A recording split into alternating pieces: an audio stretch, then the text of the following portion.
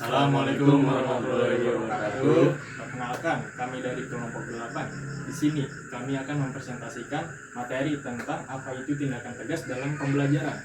Nah, sebelum kita masuk ke dalam materi, marilah kita perkenalan dulu nih.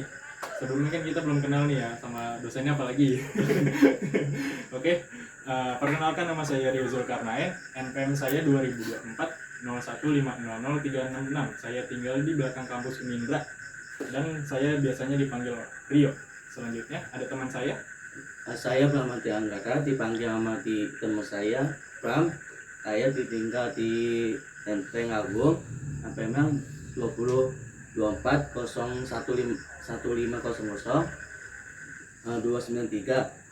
Lanjut teman saya.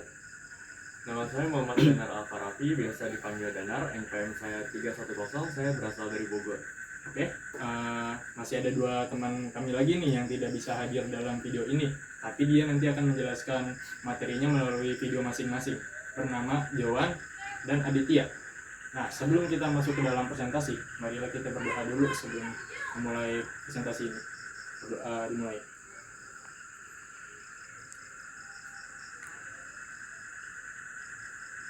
Selesai. Oke. Terima kasih sudah mendengarkan perkenalan kami yang singkat ini. Selanjutnya kita akan masuk ke dalam materi. Oke. Nah, apa itu tindakan tegas? Apa itu tindakan tegas? Tindakan tegas untuk membentuk karakter, meningkatkan disiplin, mendorong tanggung jawab. Nah, tindakan tegas itu seringkali disalahartikan. Tindakan tegas bukan berarti galak atau marah-marah, atau bahkan sampai kasar. Tapi justru sebaliknya. Tindakan tegas itu bertujuan untuk membentuk karakter peserta didik menjadi disiplin dan bertanggung jawab tanpa merendahkan atau menyakiti perasaannya. Nah, dalam dunia pendidikan, guru bukan hanya sebagai pengajar, tapi juga membimbing. Dan salah satu caranya dengan jelas dan konsisten. Dalam dunia pendidikan, guru bukan hanya mengajar, tapi juga membimbing. Dan salah satu caranya adalah dengan menyampaikan batasan dengan jelas dan konsisten, agar peserta didik tahu apa yang boleh dan apa yang tidak boleh dilakukan. Nah, materi ini akan mengupas apa itu tindakan tegas. Bedanya dengan kekerasan yaitu prinsip-prinsip pentingnya, hingga dampak positif yang ditimbulkan jika diterapkan dengan benar. Sebelum kita masuk lebih lanjut, coba kita bayangkan suasana kelas yang ideal, seperti tertib, saling menghargai, dan belajar dengan nyaman. Tapi suasana itu apakah tercipta begitu saja? Tentu tidak. Dibutuhkan peran pendidik yang bukan hanya pandai dalam menjelaskan materi, tapi juga mampu menjaga lingkungan belajar yang sehat. Nah, disinilah tindakan tegas menjadi kuncinya. Tindakan tegas seringkali disalahartikan sebagai bentuk kekerasan. Padahal, perbedaannya sangat jelas. Kita akan bahas lanjut nanti. Tapi penting untuk diingatkan sejak awal bahwa tindakan tegas itu untuk menempatkan rasa hormat dan tanggung jawab.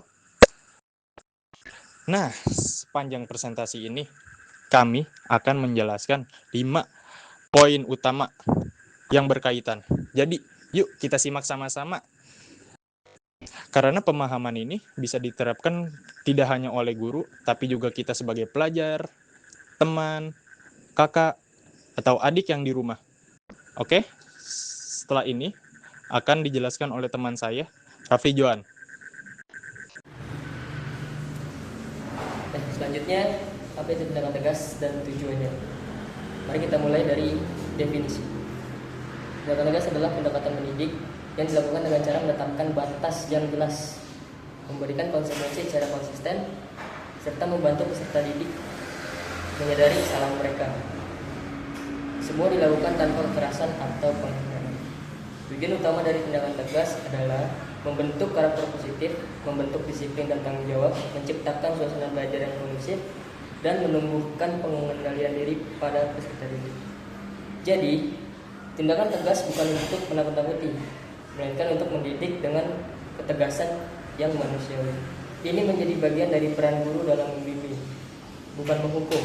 Misalnya, ketika seorang siswa lupa membawa tugas, guru yang tegas akan tetap memberi konsekuensi, seperti mengurangi nilai atau memberi tugas tambahan.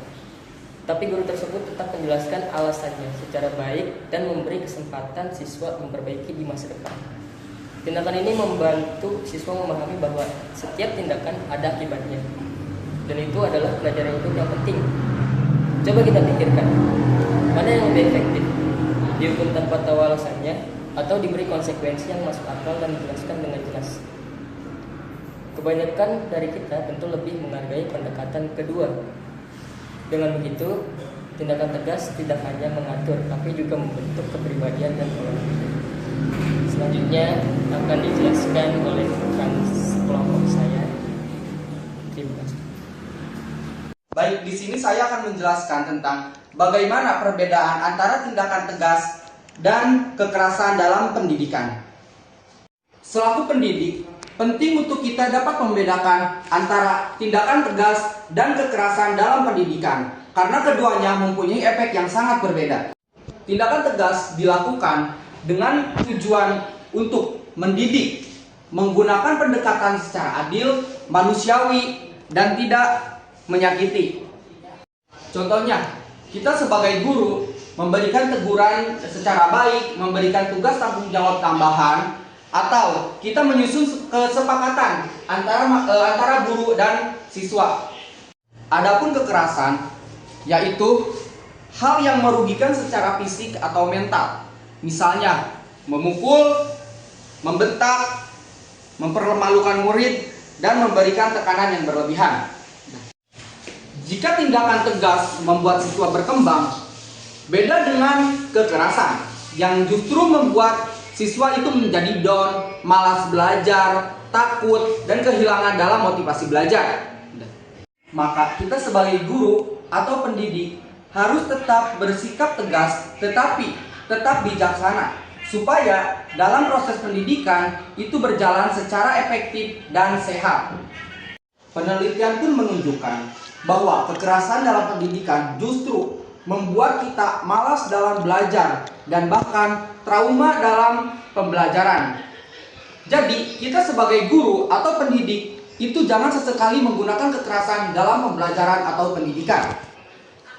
Sebagai refleksi kecil, jika kita pernah ditegur dengan cara menyakitkan, bagaimana perasaan kita?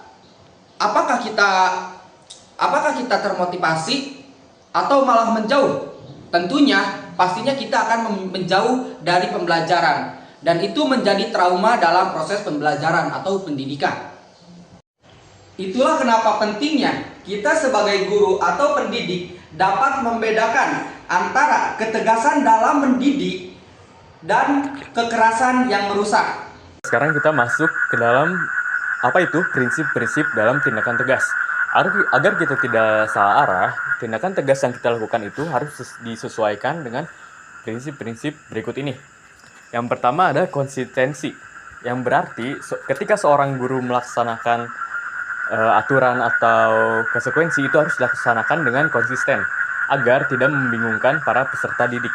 Yang kedua ada proporsional, yang berarti tindakan tegas yang dilakukan guru atau pendidik itu harus dilaksanakan atau dilakukan dengan memperhatikan tingkatan kesalahan yang dilakukan para peserta didik. Tidak boleh terlalu berlebihan atau tidak boleh terlalu ringan. Yang ketiga ada kemanusiaan, yang berarti ketika seorang pendidik itu melakukan tindakan tegas kepada peserta didik, itu tidak boleh sampai menyakiti atau mempermalukan peserta didik tersebut. Kita tetap harus menjaga harga diri dan martabat mereka. Yang terakhir ada edukasi, yang berarti tindakan tegas itu bertujuan untuk membantu peserta didik agar bisa menyelesaikan masalah mereka dan mencari tahu apa kesalahan mereka. Berikut penjelasan yang tentang prinsip-prinsip yang bisa saya jelaskan, dan apabila para pendidik bisa menerapkan prinsip-prinsip ini dengan baik, itu bisa menjadi alat pendidikan yang sangat kuat untuk membantu dan membentuk karakter para peserta didik. Sebagai contoh dalam prinsip proporsionalitas. Contohnya adalah ketika seorang siswa itu datang terlambat ke kelas. Nah, dia ini baru pertama kali datang terlambat nih. Gurunya ini nggak boleh langsung memberikan hukuman yang berat, hukuman yang kayak langsung pulang, dipulangin, atau suruh lari lapangan. Itu nggak boleh, karena peserta didik ini baru pertama kali datang terlambat ke kelas. Yang bisa dia lakukan itu mungkin memberikan catatan atau memberikan peringatan ke peserta didik tersebut agar tidak mengulangi kesalahan yang sama. Yang kedua ada konsistensi, yang berarti ketika seorang guru itu minggu ini tuh menerapkan aturan di kelas seperti ini. Nah, minggu depannya tuh aturannya udah gak berlaku lagi. Berarti gurunya tersebut tidak menerapkan prinsip konsistensi. Yang ketiga ada kemanusiaan, yang dimana prinsip ini menuntut kita untuk memahami setiap latar belakang para peserta didik, karena mereka memiliki latar belakang yang berbeda-beda. Jadi pada kesimpulannya adalah prinsip-prinsip ini bertujuan, atau tindakan tegas ini bertujuan untuk tidak hanya tentang aturan, tapi juga tentang empati dan komunikasi yang sehat. Sekian yang bisa saya jelaskan, kurang lebihnya mohon maaf. Materi berikutnya akan disampaikan oleh teman saya. Kalau dilakukan dengan tepat, tindakan tugas bisa memberikan banyak manfaat dalam proses belajar. Berikut ini beberapa dampak positifnya. 1. Mengatakan disiplinan siswa jadi lebih tertib dan mengalami batasan. 2. Mendorong tanggung jawab. Mereka lebih sadar dan mau bertanggung jawab atas tindakannya. 3. Menciptakan suasana belajar yang nyaman. Kelas jadi lebih teratur dan kondusif.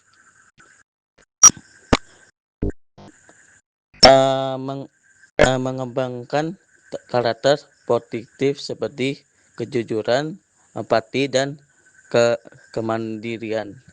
Namun, tentu saja pendidik juga harus bijak dalam menghadapi tantangan seperti ketakutan, disalahpahami, kurangnya dudukan orang tua, atau perbedaan karakter siswa. Tindakan tugas dalam pendidikan bukan seperti kelas atau kasar, meramkan mendidik dengan batasan yang jelas, sikap yang konsisten, dan pendekatan yang mahasiswa. Mari kita mewujudkan proses belajar yang tidak hanya efektif tapi bukan pembantu karakter baik, mulai ketugasan yang mendidik. Terima kasih atas perhatian teman-teman. Semoga materi ini bermanfaat dan bisa ditempatkan dalam kehidupan belajar kita sehari-hari.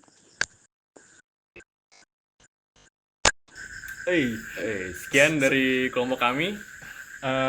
Itu materi yang bisa kami sampaikan dalam presentasi di video ini. Nanti kalau misalkan ada pertanyaan, tolong ditulis di kolom komentar ya. Ditunggu nih. Kurang lebihnya mohon maaf jika ada salah kata atau tingkah laku kita yang kurang berkenan dalam video, mohon dimaafkan ya. Assalamualaikum warahmatullahi wabarakatuh. Ikan hiu, ikan lele. I love you, Le. Cemas kau deh.